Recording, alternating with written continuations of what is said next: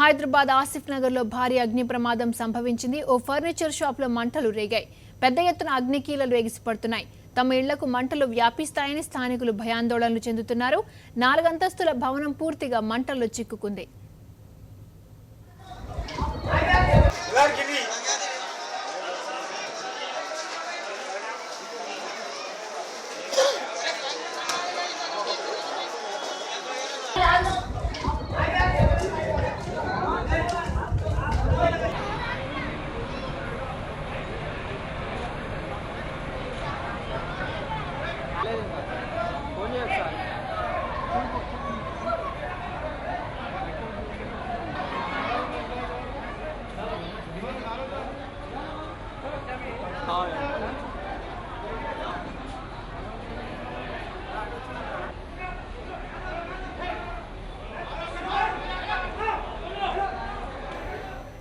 దీనిపై latest updates అందించేందుకు మా కరెస్పాండెంట్ శివశంకర్ ఆసిఫ్ నగర్ లో సిద్ధంగా ఉన్నారు. శివశంకర్, చెప్పండి, మంటలు అదుపులోకి వచ్చాయా? 2 అంతస్తుల భవనంలో ఫైర్ యాక్సిడెంట్ జరిగింది. ప్రస్తుతం అదే ప్రాంతంలో ఉన్నాము. ఇదే బిల్డింగ్ 3 అంతస్తుల బిల్డింగ్లో మధ్యాహ్నం 1 గంట ప్రాంతంలో ఫైర్ యాక్సిడెంట్ అయింది. దాదాపు 4 గంటల నుంచి మంటలు మొత్తం 3 ఫ్లోర్ల వరకు వ్యాపించడం జరిగింది. స్థానిక ప్రజలు కూడా ఈ బిల్డింగ్లో ఉన్నటువంటి మంటలను ఆర్పే ప్రయత్నం చేస్తున్నారు. అయితే ఇది ఫర్నిచర్ షాప్ అవడంతో కింద ఆదివారం కావడంతో ఇక్కడ క్లోజ్ ఉంది. పైన వర్కర్స్ ఉన్నారు.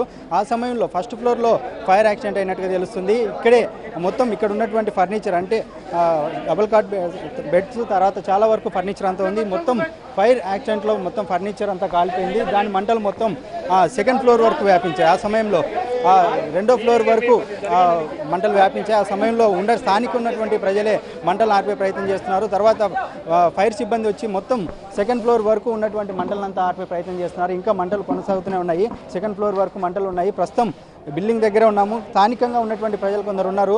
అయితే ఎలా జరిగింది ఏంటనేది కనుక్కుందాం. साहब आप बोले कितने बजे हुआ फायर एक्शन, कैसा हुआ? ये मेरे को 4 बजे टेलीफोन, पब्लिक का टेलीफोन आया, मेरे को इत्तला मिली। 4 बजे आया, मैं यहाँ पर आके हमारे इंस्पेक्टर टप्पा छपता रविंदर साहब को फ़ोन किया, फिर फायर ब्रिगेड को फ़ोन किया। वो लोग गाड़ी भिजाए, थोड़ा आने में 1 आवर हो गया, गाड़ी आए तक 1 आवर हो गया। कुछ असम्बली चर्री बोल के बतला रहे थे वो लोग। असम्बली में फायर ब्रिगेड के गाड़ियाँ रखे हुए बोल के, अब असम्बली में ऐसी कैसी आग लगने वाली हमको पता नहीं। या ऐसा नुकसान होगा, 8-10 लाख रुपये का गरीब का नुकसान होगा आग लग के। आज इतवार का दिन था, बंद था कारखाना लोगों का, काम वाले बच्चे बन करके गए। सुबह में 3-3:30 बजे कुछ आग लगी है। मेरे को 4 बजे इत्तला मिली। इतने मैं मौके वारदात भी आया। हमारे एमएलए साहब को कांटेक्ट किया, एमएलए साहब असम्बली में, वो मेरे को फ़ोन पे बोले कि जाके क्या है देखो, बोले मैं इमीडिएटली आ सकता। कैसा हुआ फायर एक्शन बोले तो कैसा हुआ? कोई शॉर्ट सर्किट का महसूस कर सकते सब, शॉर्ट सर्किट हुआ होगा इसका। कई को बोले तो संडे है ना, पूरा संडे के दिन बंद कर देते लोग, पॉलिश वुलिश का काम करते लोग, पॉलिश रहती इसके अंदर। शॉर्ट सर्किट भी बोलते, पॉलिश से बोले भी दूसरे कई कारखानों को ऐसी आग लगी यहाँ पर। और हमारे कारखाने वालों की थोड़ी लापरवाही है, सही तरीके से कोई चीज़ कहाँ रखना नहीं देखते। ये रेसिडेंशियल एरिया में कारखाने रहने से काफ़ी परेशानी भी हो गई हमारे को। पहली चीज़, अड़ोस पड़ोस में जो लोग हैं रेसिडेंशियल एरिया पूरा कमर्शियल बना दिए कारखाने लगा के यहाँ पर। ये इससे काफ़ी तकलीफ हो रही है हमारे लोगों के साथ में। మొత్తం మీద అంటే చూస్తున్నాం ఇక్కడ ఉన్నటువంటి పరిస్థితి అంటే రెసిడెన్షియల్ ఏరియాలో కమర్షియల్ ఇక్కడ ఫర్నిచర్ షాప్ రావడం, అదిగాక ఆదివారం కావడంతో ఇక్కడ షార్ట్ సర్క్యూట్ కారణంగానే ఫైర్ యాక్సిడెంట్ జరిగినట్టుగా స్థానిక కార్పొరేటర్ చెప్తున్నారు. అయితే ఫైర్ సిబ్బంది సమయానికి రాకపోవడంతో స్థానిక ప్రజలే మంటలు ఆర్పే ప్రయత్నం చేశారు.